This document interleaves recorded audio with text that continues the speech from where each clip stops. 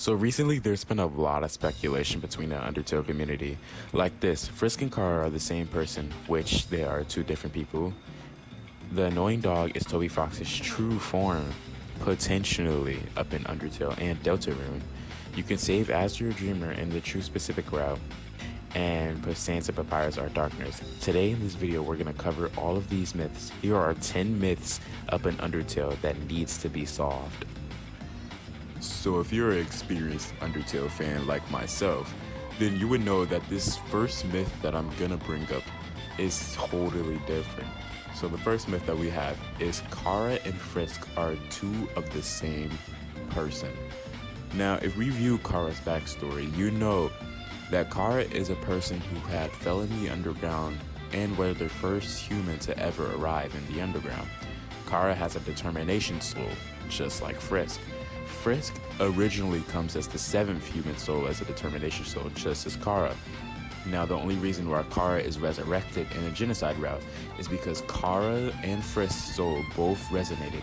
They both have determination and they both resonated with each other, causing Kara's return. And up in the end of the genocide route, that's why you see Kara speaking towards you. The second myth would be that Gaster and the Eggman from the secret rooms are the same person. Now here are the context clues that we got. Gaster is a totally different separate entity that created Deltarune and Undertale, possibly from the creator Toby Fox. Gaster is seen doing these things behind the scenes as like a person that's a god in Deltarune. Now, if we view the clues that we have here, the egg person that's in Chapter 1, Chapter 2, and Chapter 3 and 4 are all in the secret rooms. And if we look at the badges within the PS5 achievements, you don't get a badge if you meet the Eggman in the Chapter 2 room. And he gives off a, like, what do I say? A disagreement tone, like a rude tone to you, basically saying that he's disappointed in you for collecting that egg. Now, Gaster and the egg person that's up in Chapter 2 and 4, they are not the same, not one bit. Those two do not correlate in any topic whatsoever. Now, our third myth that we have here is Undine. Her name is derived from Undine, a water-dwelling elemental from Greek and alchemical mythology.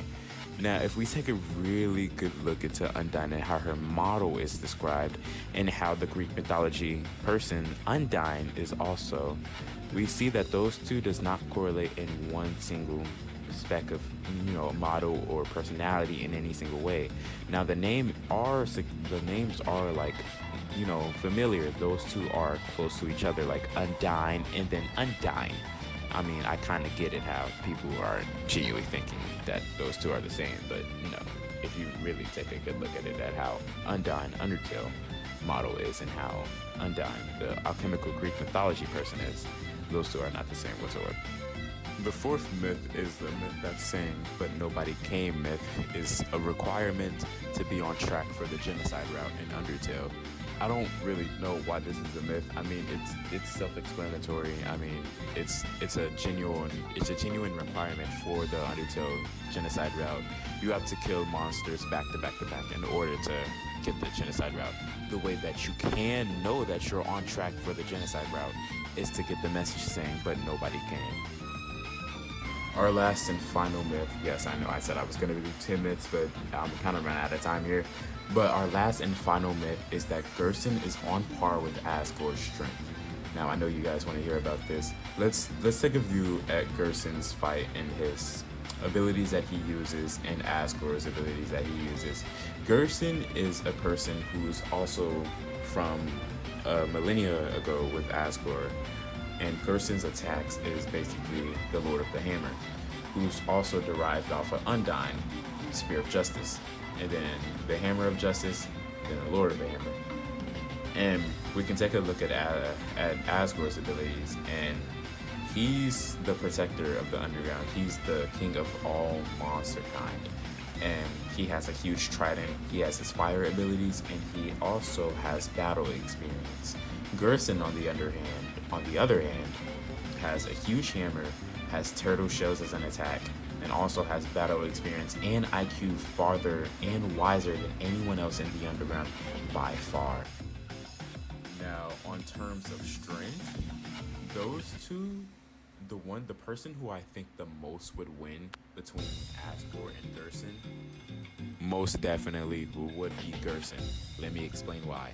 Gerson has battle IQ, experience with battling, and IQ farther and wiser than anyone else. He also knows about the prophecy, and his time was due in Deltarune, and he also was wise in Undertale as well.